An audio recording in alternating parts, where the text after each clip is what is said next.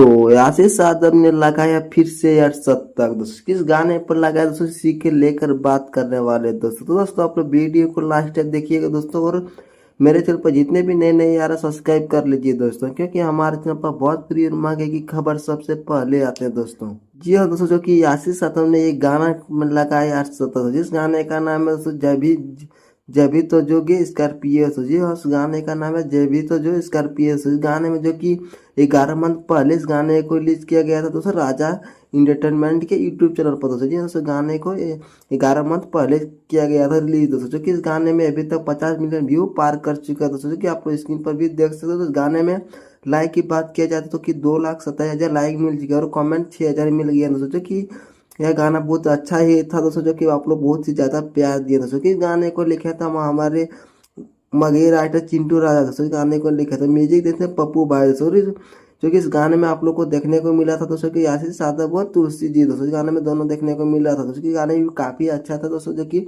इस गाने पे टोटल व्यू की बात की जाएगी 50 मिलियन व्यू पार कर चुके हैं दोस्तों, जो कि बहुत ही अच्छा गाना था दोस्तों। तो आप लोग वीडियो के साथ जुड़े, बताइए, मिलते हैं नेक्स्ट वीडियो।